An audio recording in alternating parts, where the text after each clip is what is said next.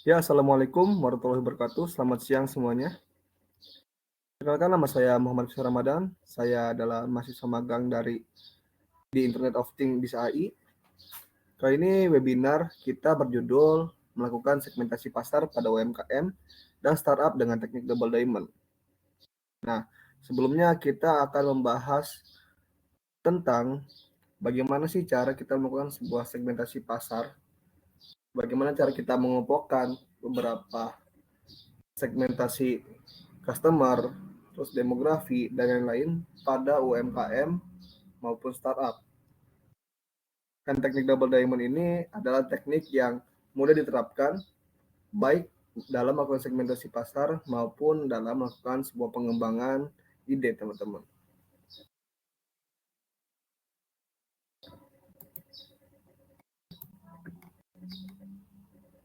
Oke, kita akan langsung paparkan materi yang ada. Saya akan melakukan share screen terlebih dahulu.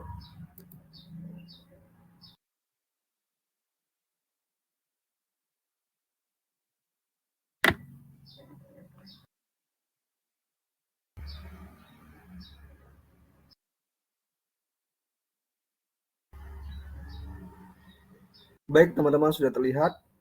Jika ada kendala, silakan untuk beritahu di komentar jika ada beberapa masalah terkait dengan suara maupun dengan tampilan dari layarnya.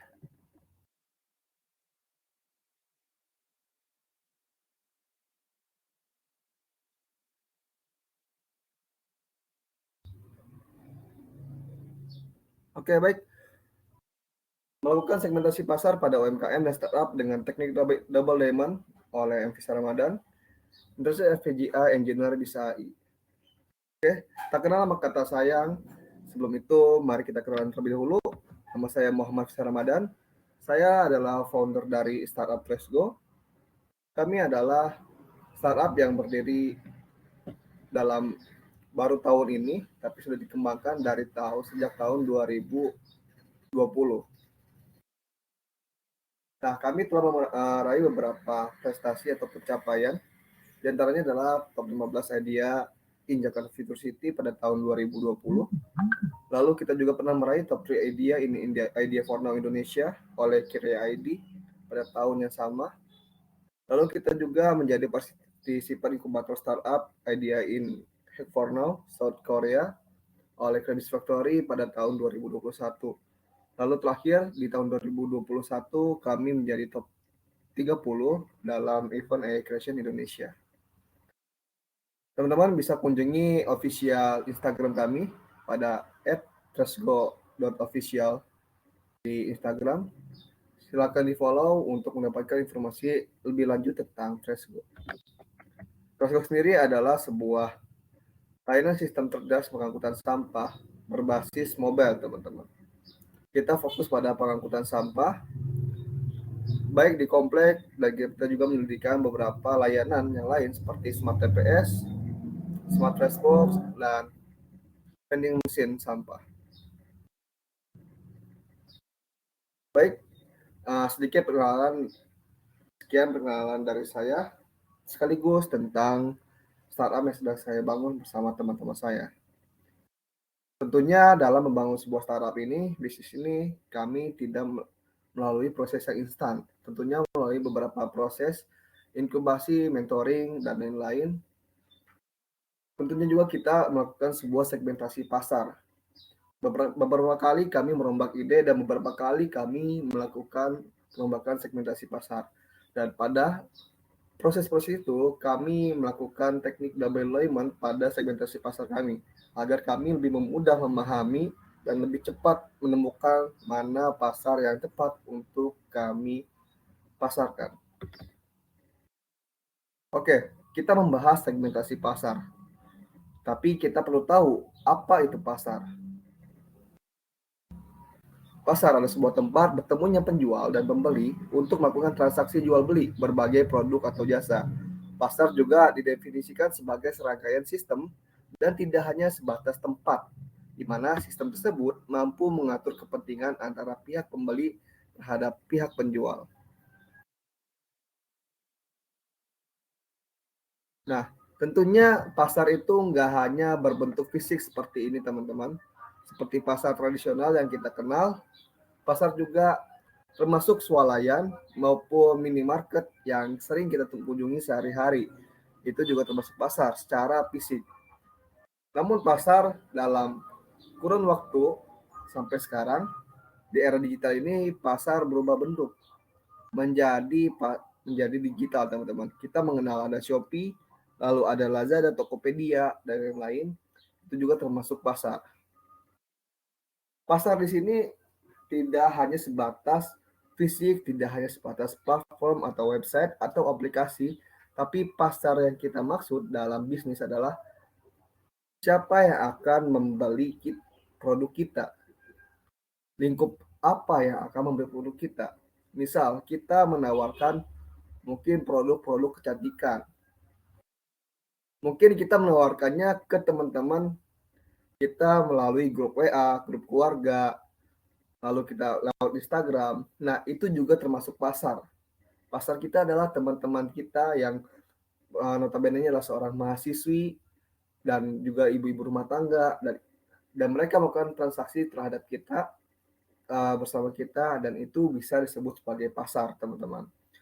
Keinginan pasar berarti adalah keinginan customer. Oke, jadi sampai sini kita tekankan, kita sepakati kalau pasar itu tidak hanya berbentuk fisik saja. Pasar itu adalah everywhere, every time, and siapapun itu, at least dia jual beli, kita bisa sebut itu sebagai pasar, teman-teman. Oke, lalu apa itu segmentasi pasar? Nah, menurut Kotler dan Armstrong, segmentasi pasar adalah pembagian sebuah pasar ke dalam kelompok berbeda yang ditujukan untuk melakukan pemasaran sesuai karakteristik kebutuhan serta keinginannya masing-masing. Nah, kenapa harus ada segmentasi pasar? Teman-teman mungkin pernah lihat beberapa sales yang teman-teman temui baik di jalan maupun saat beraktivitas di luar yang menawarkan produk mereka ke sembarang orang yang mungkin teman-teman merasa terganggu. Dan mungkin misal mereka menawarkan cicilan motor kepada anak SMA. Atau mereka menawarkan minuman dingin kepada orang yang mungkin lagi sakit atau mungkin tidak membutuhkan itu gitu. Atau mungkin di suasana hujan atau apa mereka menawarkan minuman dan mungkin teman-teman akan merasa kesal. Kenapa sih ditawarin gitu kan? Karena di sini teman-teman merasa kesal, teman-teman merasa nggak mau beli, itu berarti teman-teman bukan bagian dari segmentasi pasar dia, bukan bagian dari target market dia. Tentunya itu yang terjadi kalau kita tidak melakukan sebuah target market, target pasar, target customer terhadap marketing yang kita lakukan. Itu akan membuat orang kesal dan itu akan membuat annoying gitu kan, mengganggu. Tentunya kita sebagai pelaku bisnis yang tidak boleh tidak boleh merasa kesal atau merasa putus asa ketika tidak ada yang membeli produk kita. Atau jika kita menawarkan pada orang gitu kan, mungkin orang itu bilang produk kita terlalu mahal atau produk kita kurang apa atau apa, tidak cocok dengan dia, berarti kita anggapannya dia bukanlah target pasar kita. Kita tidak perlu merasa marah gitu kan jika tidak ada orang jika ada orang yang menolak produk kita gitu. Berarti dia anggapannya bukanlah target pasar kita gitu. Kita menjual barang branded misal, barang yang berkualitas atau barang yang memang itu dikhususkan untuk orang-orang yang mau hidup sehat. Kalau kita tawarkan kepada ibu-ibu rumah tangga, misal kita jual sayuran organik atau hidroponik, yang jelas-jelas itu lebih sehat daripada sayuran yang biasa, anti pestisida dan tahan lama. Tapi at least harganya dia akan lebih mahal ketimbang sayuran biasa.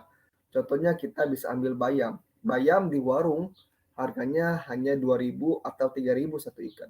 Tapi kalau kita jual bayam hidroponik atau kangkung hidroponik itu harganya bisa 10.000 atau 15.000 per ikat. Per ikat itu sekitar 200 gram.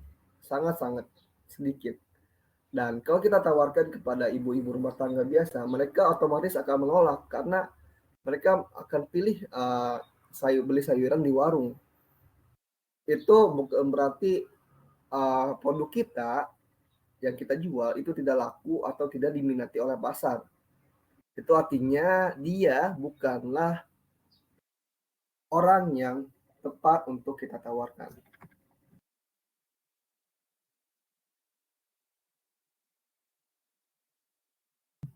Oke, sebentar. Saya lupa nyalakan kamera.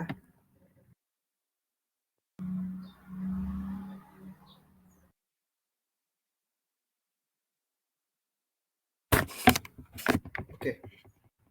Baik, kita lanjut.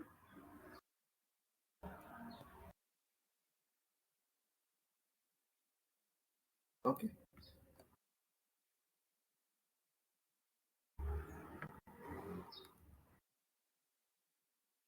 Nah, ini adalah tujuan dari segmentasi pasar, teman-teman. Tadi kita udah bahas pasar adalah kondisi di mana terjadinya jual beli dimanapun itu, tidak secara fisik saja, baik di platform, aplikasi maupun lewat interaksi di grup sosial media misal. Atau kita ketemu orang di jalan, teman-teman, oh kita tawarkan produk, mereka mau beli, itu adalah pasar. Lalu segmentasi pasar tadi adalah melakukan pengelompokan kepada pasar-pasar kita. Misal kita mau jual tadi, jual kangkung hidroponik. Tentunya kita nggak bisa jual ke ibu-ibu rumah tangga yang biasa. Kita perlu cari ibu-ibu rumah tangga yang peduli dengan kesehatan dan peduli dengan produk-produk yang sangat higienis gitu. Dan rela mengeluarkan uang yang banyak untuk membeli produk itu, untuk membeli produk kangkung hidroponik. Kita nggak bisa menawarkan pada masyarakat yang ekonominya di bawah, menengah ke bawah untuk membeli kangkung hidroponik yang harganya cukup mahal. Nah, ini adalah tujuan dari segmentasi pasar. Yang pertama, kita dapat mengenali kompetitor bisnis. Nah, kenapa dengan melakukan segmentasi pasar kita dapat mengenali kompetitor kita? Jadi jika kita melakukan segmentasi pasar, kita tadi telah mengelompokkan nih mana produk yang untuk ibu-ibu yang peduli gitu, mana produk yang untuk ibu-ibu peduli kecantikan, peduli kesehatan. Itu kita akan lihat berapa orang yang produknya sama kayak kita yang juga menargetkan orang-orang seperti ini. Tidak hanya kangkung hidroponik, tapi juga ada sayuran organik. Ada juga sayuran yang mungkin dipromosikan anti pestisida, tapi harganya mungkin lebih murah. Ada juga mungkin yang serupa, kita ada orang produk kosmetik dari herbal ataupun obat atau jamu yang anti pewarna makanan. Itu adalah target pasar kita sama-sama orang yang butuh produk-produk yang higienis, yang herbal, dan rela mengeluarkan uang yang lebih banyak untuk membeli produk tersebut. Kita bisa lihat kompetitor kita di sekitar kita karena kita lakukan segmentasi pasar. Kalau enggak, kalau kita nggak lakukan ini, mana tahu kita ada berapa orang yang punya produk yang sama kayak kita dan kita nggak tahu nih mereka itu menyasar ke produk ke orang-orang mana aja sih. Kita nggak bisa ketemu dengan mereka gitu. Misal lebih tepatnya kalau kita di jalan, mungkin ibaratkan kita sedang ada di jalan di lingkungan publik misal. Banyak orang yang berjualan. Salah satunya adalah kita yang jualan produk-produk kesehatan, produk-produk yang seperti kangkung hidroponik ataupun obat-obat herbal.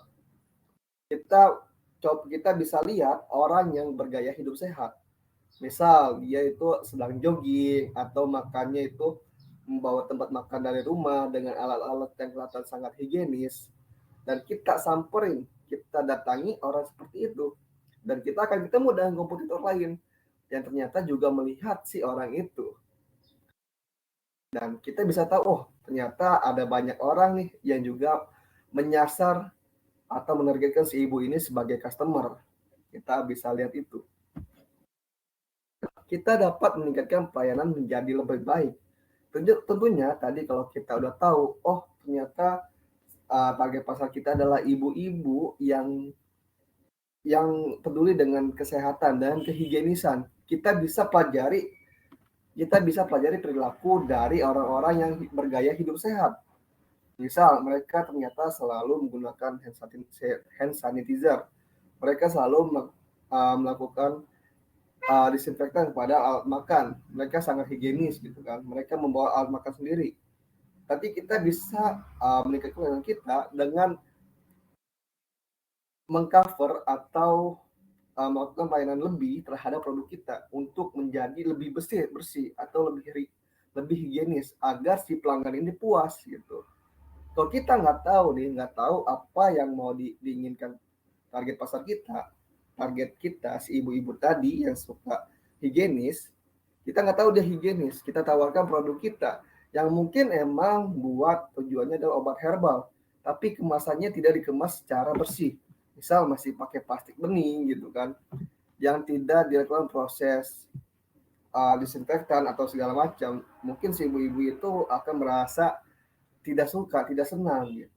Nah, kalau kita tahu kebiasaan dia, seperti tadi contohnya adalah dia suka hal yang higienis, kita bisa tingkatkan kehigienisannya itu.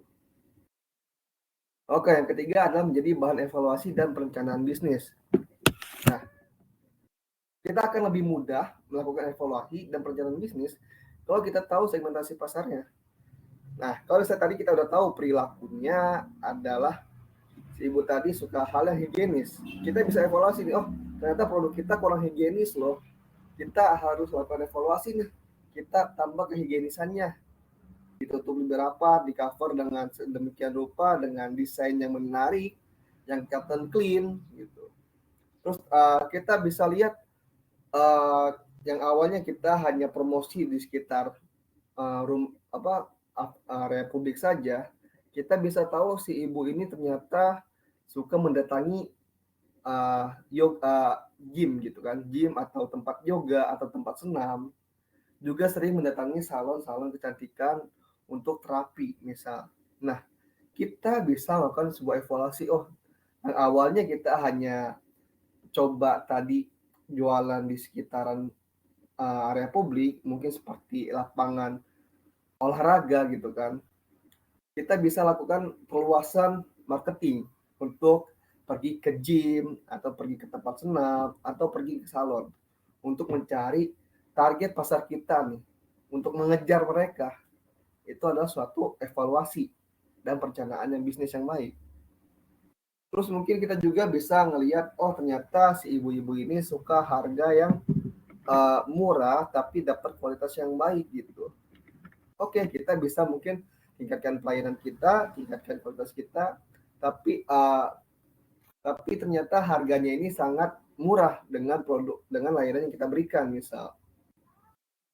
Oke, yang keempat adalah meningkatkan efektivitas strategi pemasaran. Nah, seperti tadi, kita nggak perlu lagi capek-capek nyari ke mana sih yang ada ibu-ibu dengan pola hidup sehat. Kita nggak perlu lagi nyari gitu kan. Karena kita sudah pelajari perilaku dia suka pergi ke gym, dia suka pergi ke tempat senam, suka pergi ke tempat yoga dan lain-lain. Kita lebih mudah melakukan strategi pemasaran seperti tadi. Nah, jenis-jenis segmentasi pasar. Pertama, tadi kita sudah tahu ada segmentasi perilaku. Nah, kita review lagi, kita bahas lagi. Misal di sini ada segmentasi perilaku mengacu pada pengelompokan konsumen berdasar tingkah lakunya terhadap produk bisnis yang ditawarkan, mulai dari sikap, pengetahuan, reaksi atau respon, loyalitas, serta penggunaan produk terkait dari seorang pelanggan. Biasanya jenis segmentasi ini lebih terikat dengan proses pengambilan kebutuhan atau decision making konsumen. Nah, tadi kita sudah bahas perilaku target kita ini berbeda-beda gitu kan. Antara misal ibu-ibu yang punya gaya hidup super sehat, super higienis, berbeda dengan ibu-ibu yang sehari-harinya cuek gitu dengan kehigienisan. Mungkin penggunaan kantong plastik yang sembarang menurut ibu-ibu biasa itu adalah wajar, tapi mungkin untuk yang higienis dia mungkin bisa saja merasa tidak nyaman karena dia suka yang benar-benar higienis gitu kan. Plastik itu benar-benar harus clean, kelihatan clean, mungkin juga harus dengan diganti dengan back paper atau apapun gitu kan, tote bag. Intinya reaksi atau respon mereka dan pengetahuan mereka serta loyalitas mereka berbeda. Tadi ibu-ibu biasa yang ekonomi menengah ke bawah itu nggak mau beli kangkung hidroponik yang harganya 15.000 satu ikat. Tapi untuk ibu-ibu yang punya gaya hidup sehat, dia sangat loyal untuk membeli kangkung hidroponik tersebut. Nah, yang kedua segmentasi demografis. Demografis ini adalah artinya tempat. Tempat seperti usia, jenis kelamin, pekerjaan, pendidikan, status menikah, dan lain sebagainya. Kita nggak bisa menawarkan obat herbal, misal untuk diet atau untuk kecantikan kepada sembarang orang. Kita nggak bisa tawarin ke siswa misal ke siswa SMA yang penghasilannya hanya dari uang saku atau uang jajan, sedangkan harga produk kita harganya mungkin bisa 100.000 atau 200.000. Kita harus tahu pekerjaan target pasar kita. Kita nggak bisa kasih ke ibu-ibu rumah tangga yang punya pekerjaan mungkin hanya sebagai buruh buruh buruh asisten rumah tangga yang gajinya pun yang penghasilannya tidak sanggup, tidak memenuhi untuk membeli skincare misal. Terus pendidikan juga mungkin bisa mempengaruhi, semakin tinggi mungkin pendidikannya, mungkin semakin tinggi gengsinya. Nah, status menikah juga biasanya ibu-ibu yang sudah menikah, antara ibu-ibu yang sudah menikah dan yang belum menikah akan lebih care terhadap kecantikan kepada wanita-wanita yang masih lajang misal. Untuk yang sudah menikah mungkin dia sudah lebih peduli dengan kehigienisan atau herbal misal, karena dia sudah mulai memikirkan kesehatan.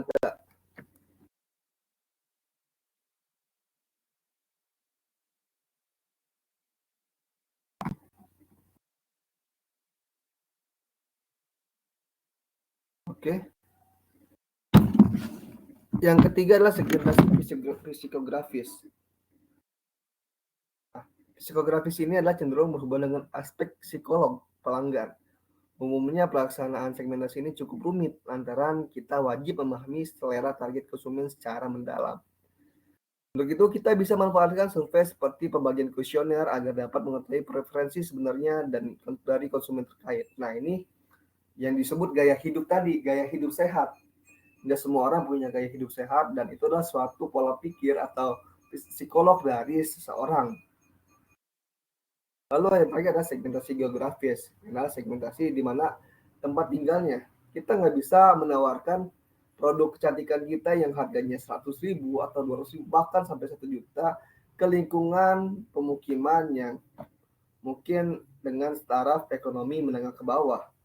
Kita nggak bisa menawarkan ke lingkungan seperti sana ataupun tempat-tempat yang berhubungan dengan di sana seperti warkop, warung kopi atau warteg. Kita nggak bisa menawarkan tempat-tempat tersebut karena itu bukanlah target dari pasar kita. Target pasar ini tergantung dari produk kita nih. Misal produk kita mungkin produk-produk yang emang buat kalangan menengah ke bawah, misal mungkin seperti kerupuk kulit atau kerupuk atau jajanan yang seribuan atau apa, itu kita bisa promosikan ke warung-warung, ke warteg gitu kan. Kita nggak mungkin bawa kerupuk kulit ke mall atau ke tempat yoga atau ke tempat senam yang notabene-nya orang-orangnya peduli dengan kehigienisan, peduli dengan ke herbal gitu kan, peduli dengan kolesterol dan lain-lain. Jadi nggak bisa semua barang kita tawarkan pada pasar yang sama gitu kan. Harus ada riset terlebih dahulu. Nah, ini adalah contoh lain dari segmentasi pasar. Nah, ketika kita adalah seorang produsen produk kosmetik nih, kemudian kita ingin produk tersebut menjangkau pasar lebih luas dengan menjadikannya sebagai produk favorit dari berbagai kalangan, termasuk remaja. Kita bisa tandai dari berbagai kalangan. Oke, kita garis bawahi dulu. Nah, karena Anda ingin target pasar dari kalangan manapun, maka aspek yang Anda gunakan sebagai dasar pertimbangan ialah melalui segmentasi demografis. Sebab Anda harus meninjau kelompok konsumen berdasar kelas sosial, usia, ataupun latar belakangnya. Di sisi lain, Anda juga bisa menggunakan segmentasi psikografis, di mana aspek yang diperhatikan ialah terkait bagaimana ketertarikan target pasar terhadap produk kecantikan. Nah, di sini kita perlu tahu nih di mana kita harus menempatkan produk kita ke pasar yang tepat. Kalau kita emang mau ke kalangan manapun, kita mau kalangan seperti apa? Produk kita ini apakah ramah untuk ekonomi yang di bawah rata-rata? Apa produk kita ini aman untuk anak-anak gitu kan? Apakah produk kita ini menjadi produk yang biasa dipakai sehari-hari oleh kelas manapun, golongan manapun? Misal, produk yang dipakai oleh golongan manapun, kelas manapun adalah mungkin adalah sabun mandi, sabun cuci piring, sabun cuci mobil. Itu orang nggak akan mungkin milih-milih, atau mungkin seperti bumbu dapur, penyedap masakan, ataupun kaldu ayam, bumbu bumbu bumbu instan seperti nasi goreng atau lain-lain, itu kan secara universal golongan manapun. Tapi perlu diperhatikan gitu kan, kemana condongnya kita akan memasarkan produk kita. Ini kita bisa lihat produk yang dibeli ini lebih banyak mungkin yang belinya ibu-ibu, misal remaja mungkin di sekitaran kampus karena banyak anak kos mungkin perlu bumbu instan gitu. Dan ini adalah salah satu segmentasi pasar yang sifatnya golongan manapun gitu kan, semua orang butuh kita dari sosial manapun, usia apapun, latar belakangnya apa, mereka semua butuh bumbu dapur, mereka semua butuh garam. Tapi lainnya kalau produk kita adalah produk khusus yang perlu target pasar khusus tentunya. Nah, kita akan bahas teknik double diamond. Teknik double diamond ini sangat berguna buat kita yang baru mulai mungkin punya ide bisnis ataupun yang udah jualan, yang udah mulai, tapi ternyata kenapa ya target pasar kita kok nggak dapat gitu, kita masih bingung nih target pasarnya siapa sih gitu, masih bingung target pasarnya siapa sih, karena mungkin kita tadi tuh pengen golongan mana kan kita kita sasar gitu, kita capai golongan manapun.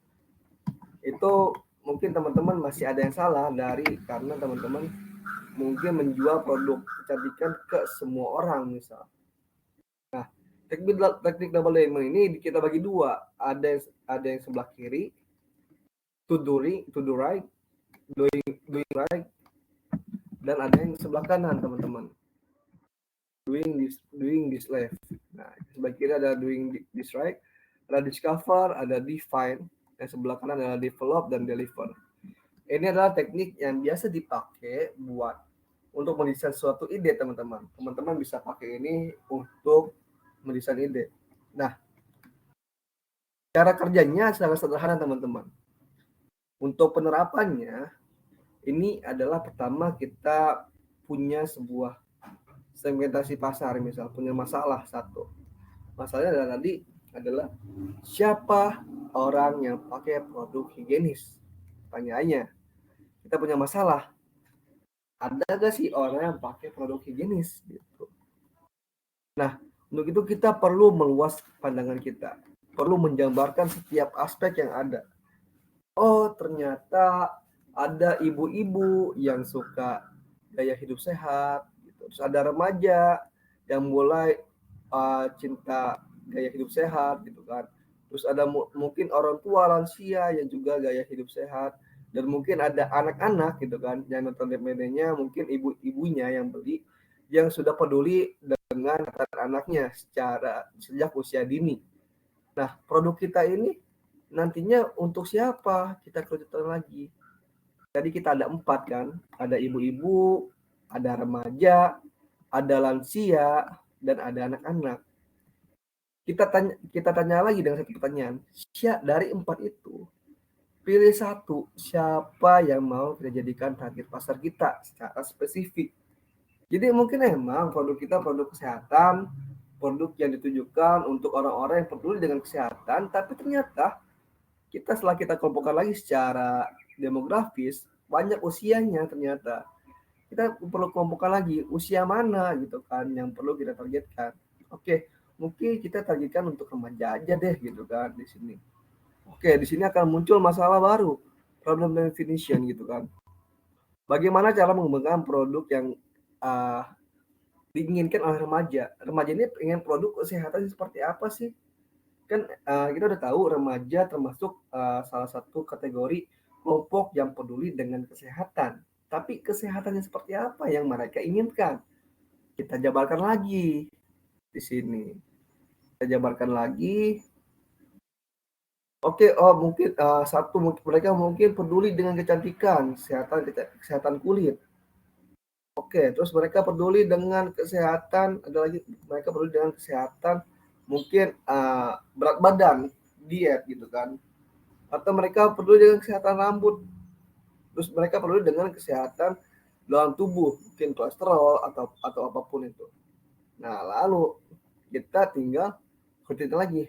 Oke, solusi mana nih yang bakal kita pakai? Kita mau beresin masalah yang mana? Gak mungkin semuanya kan, gak mungkin kita selesaiin masalah rambut, gak mungkin juga kita selesaiin masalah berat badan, masalah kulit, dan masalah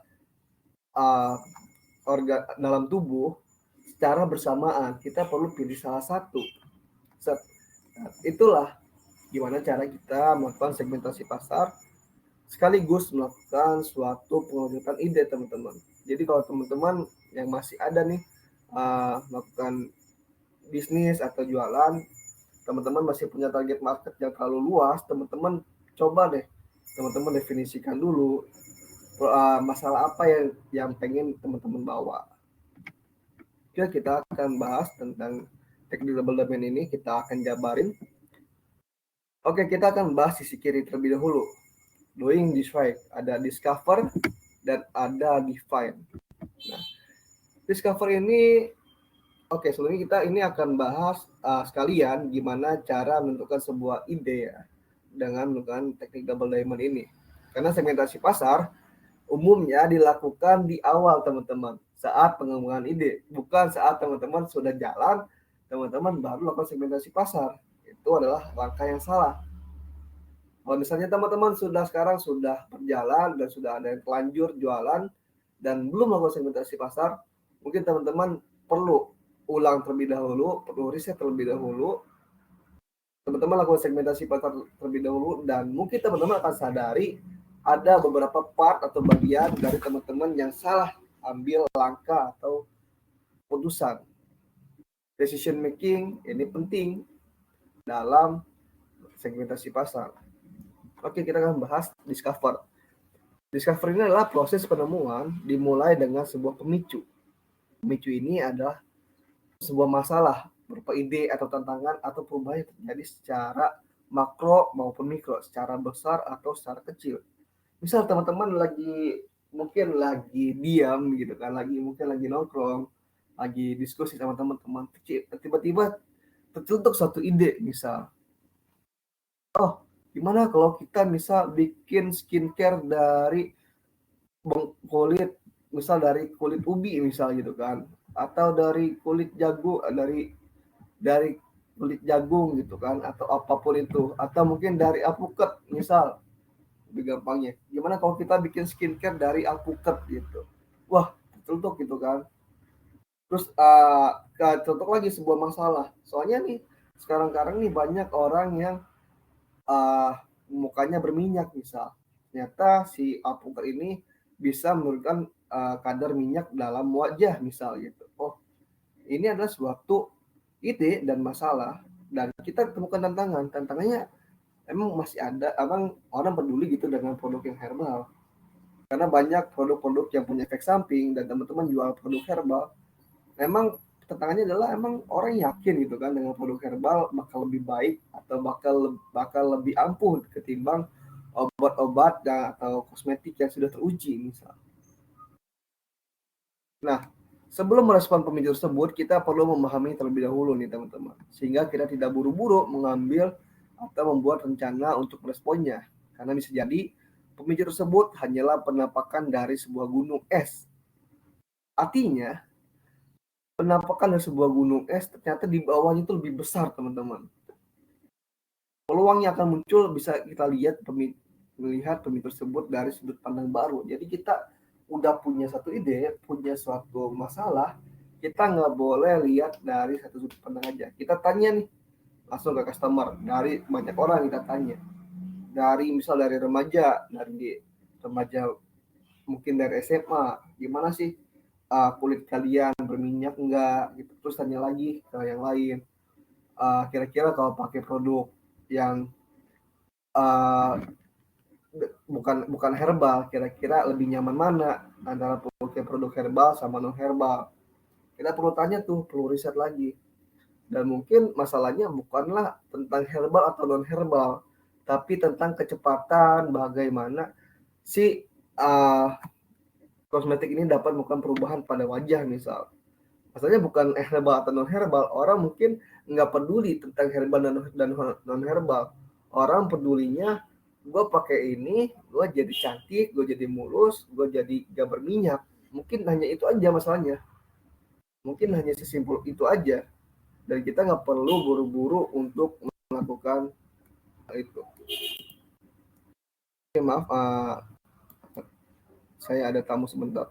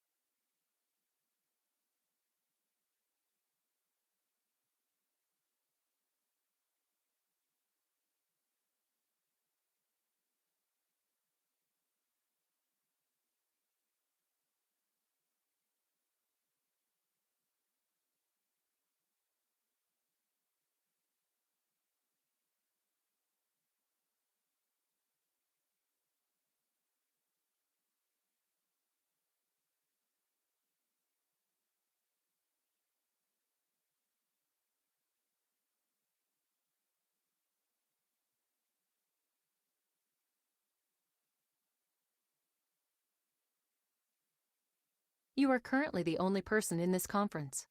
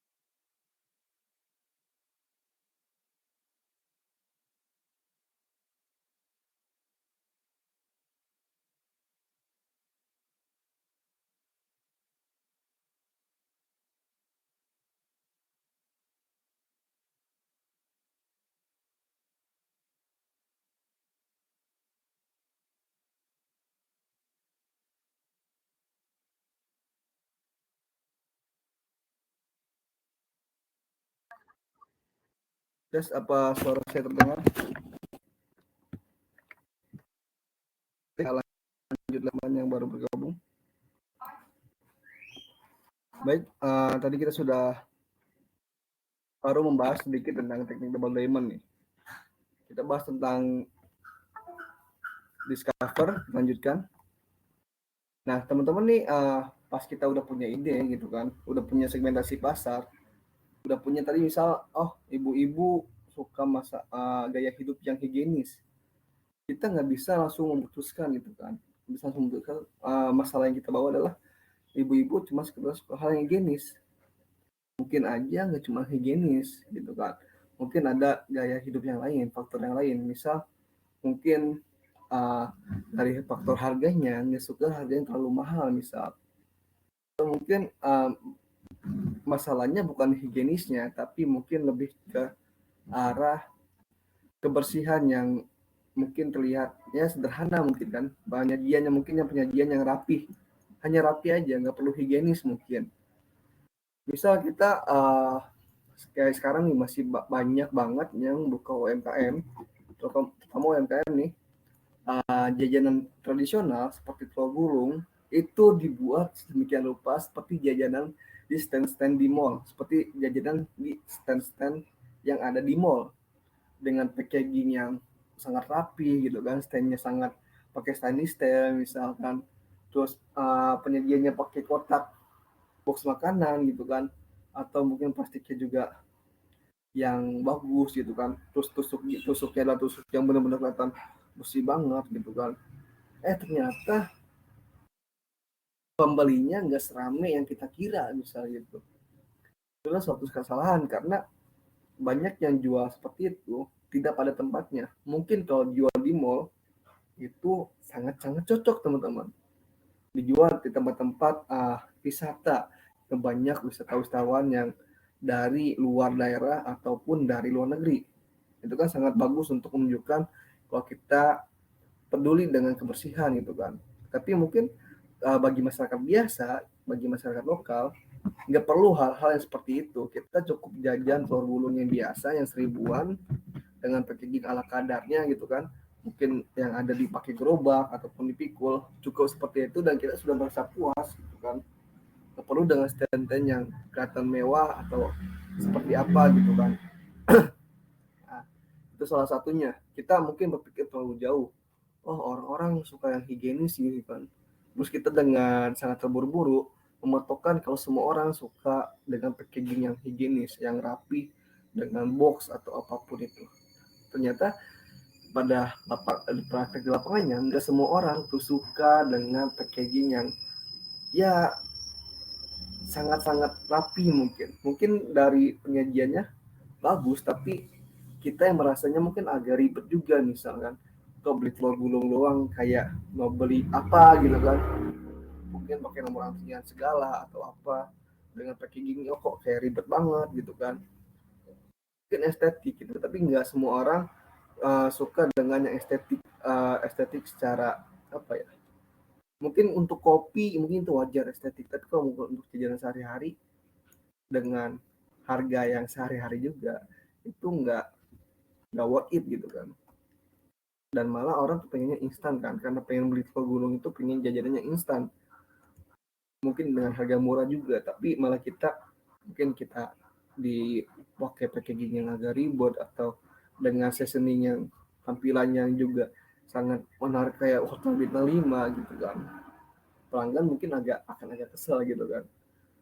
Beda halnya kalau kita emang jualannya di mall gitu kan dengan packaging yang rapi, dengan uh, hiasan atau tampilan makanan yang sangat menarik dengan saus yang dibentuk seperti apa gitu kan, dengan bumbu yang banyak gitu kan, itu sangat menarik untuk di mall.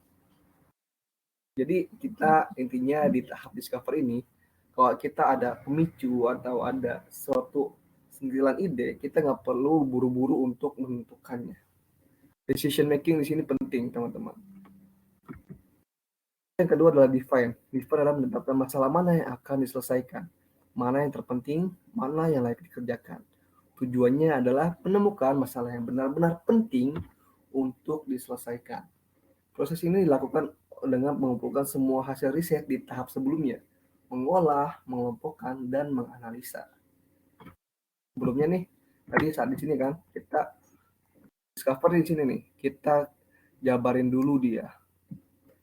Nah, dijabarin tadi kan ada yang suka higienis banget, ada yang ternyata suka packaging yang rapi, ada yang suka packaging yang cantik gitu kan. Kita analisa nih, oh mana sih yang benar-benar dibutuhin gitu kan. Ya tadi ternyata masyarakat nggak butuh packaging yang rapi-rapi banget, nggak butuh packaging yang ribet-ribet banget, nggak butuh yang estetik banget untuk sekedar telur gulung gitu kan. Masyarakat cuma butuh yang biasa aja, yang simple, cepat, dan enak, udah gitu aja. Sama halnya dengan kita tadi produk kecantikan ya. Kecantikan kita punya kecantikan untuk ibu-ibu, untuk remaja, untuk lansia, untuk anak-anak. Kita kerucutkan mana yang mau kita bikin, mana produk yang mana sih yang penting nih, yang penting untuk kita selesaikan masalahnya. Mungkin anak-anak usia dini butuh pertumbuhan gizi yang baik misal, tapi ternyata pas kita survei di masyarakat, enggak semua ibu-ibu tuh peduli banget sama higienis. Anak-anak mereka dari dulu nih saat kita kecil, kita tetap waktu kecil tuh nggak ada yang namanya pakai higienis atau gimana gitu kan. Kita tetap tidur di kamar, nggak ke rumah sakit, lahir dengan lutut beranak mungkin, jalan-jalan di tanah. Kita jadi besar, jadi sehat, jadi orang-orang yang mungkin juga jadi orang-orang yang sangat dibanggakan gitu kan. Kita nggak pas kecil itu pas anak-anak nggak dengan pendidikan, nggak dengan pelayanan yang sangat higienis, tapi kita bisa kok jadi sekarang kita nggak kena penyakit kok gitu. Tapi ada juga ibu-ibu yang sadar gitu kan, yang aware gitu kan terhadap tumbuh kembang anaknya yang super higienis misal. Oke, mungkin dari lansia butuh makanan yang higienis misal. Oh, tapi ternyata pas kita survei lansia nggak butuh yang higienis amat. Yang penting mudah dicerna, udah gitu aja mungkin. Oke, mungkin untuk remaja mungkin butuh yang higienis gitu kan. Tapi ternyata masih banyak dari mereka yang jajan atau pakai alat make up mungkin ya yang ala kadarnya aja lah gitu kan, karena keterbatasan ekonomi atau apa gitu. Nah mungkin sini ada ibu-ibu, misalnya ibu-ibu ibu-ibu rumah tangga juga dia sering-sering amat pakai make up. Nah mungkin setelah kita nemu satu lagi, ternyata ada satu lagi yang belum kita lihat. Oh ternyata kita nemu ada wanita karir misal. Wanita karir peduli dengan kesehatan, peduli dengan kecantikan, peduli dengan kesehatan herbal. Dia nggak mau ada efek samping, nggak mau ada apa. Dan inilah problem yang perlu kita selesaikan. Mereka perlu menunjang karir misalkan dengan sangat bagus, dengan penampilan yang cantik, dengan tubuh yang sehat gitu kan. Untuk masa depan, untuk nanti merawat anak, untuk nanti bisa siap menghadapi berbagai tantangan, mereka butuh produk yang sehat, yang higienis. Dan disinilah kita masuk. Disitulah kita buat keputusan di define ini. Nah, setelah itu kita selesai melakukan diamond yang pertama teman-teman. Kita kembangkan, kalau kita kerucutkan. Kita sudah lakukan tahapan yang pertama di sebelah kiri. Lalu kita akan lakukan sebelah kanan, doing this left, develop dan deliver. Nah, develop adalah proses pengambilan solusi yang mungkin. Proses ini dimulai dengan ideation atau pengumpulan ide-ide secara kreatif. Prosesnya dapat dilakukan melalui sesi brainstorming dan tahap ini dilanjutkan dengan tahap evaluasi. Sama dengan tahap discover. Kita di sini lebih spesifik nanti untuk menguraikannya. Tadi kan kita udah tahu nih, ternyata si wanita karir ini peduli dengan kesehatan dan kecantikan. Lalu kita timbul pertanyaan, mereka butuh produk higienis yang seperti apa gitu kan? Apakah dengan packaging yang rapi gitu kan? Produk yang apa, mereka juga butuh produk yang aromanya wangi gitu kan? Mana yang penting? Kita evaluasi lagi gitu kan? Kita evaluasi sama seperti sebutnya, cuman kita lebih spesifik. Makanya teknik ini disebut teknik double diamond karena dia kita melakukan pengerucutan 2 kali, melakukan pengembangan 2 kali gitu. Jadi kita lakukan hal yang sama, tapi dengan tahapan yang berbeda teman-teman. Develop ini tadi kita sudah menemukan ide yang matang, cuma kita matangin lagi gitu kan. Bagaimana caranya si produk ini cocok dengan wanita karir tadi gitu. Terakhir di deliver, proses saat sebuah produk divisualisasi, diproduksi dan diluncurkan ke pasar. Tapi inilah prototipe produk, mock up atau storyboard dibuat, diuji dan proses iterasi dilakukan.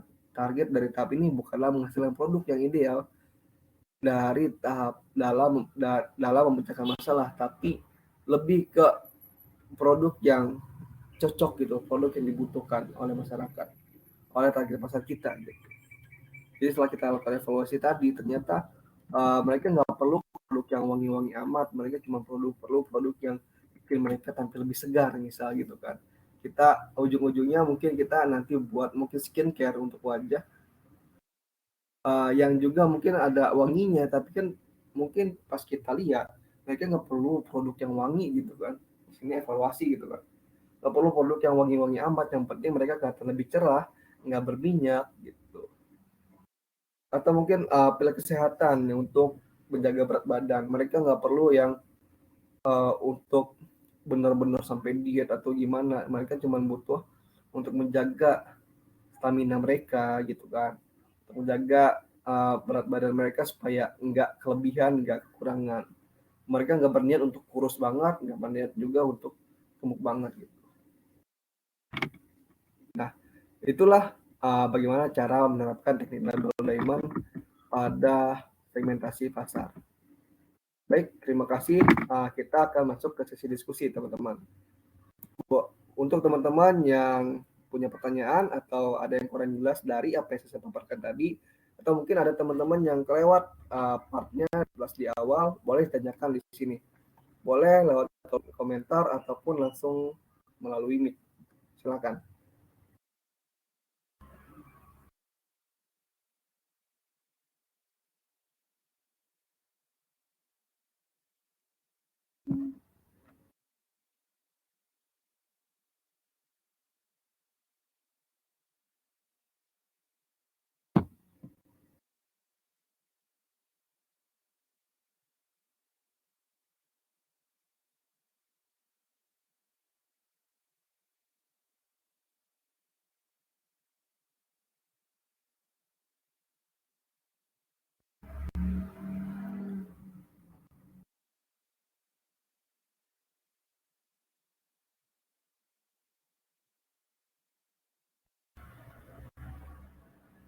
Baik teman-teman, saya akan tunggu sekitar 5 menit sampai 10 menit. Jika ada teman-teman yang ada pertanyaan yang ingin teman-teman sampaikan, silakan tulis di kolom komentar, di kolom chat, ataupun langsung dengan menggunakan mikrofon atau raise hand terlebih dahulu.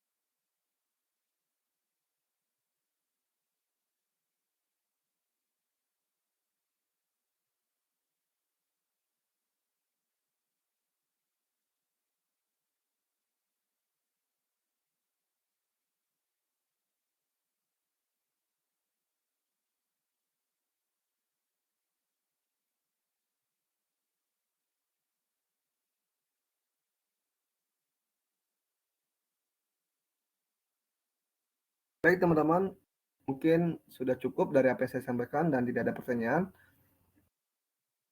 Akhir kata, saya mohon maaf apabila ada kesalahan dan sekian dari saya Muhammad Ramadan selaku founder dari Tresgo. Terima kasih untuk teman-teman yang telah meluangkan waktunya dalam kesempatan webinar kali ini. Semoga kita dapat bertemu di lain kesempatan lagi. Kalau ada sumur ladang, bolehlah kita menumbang mandi.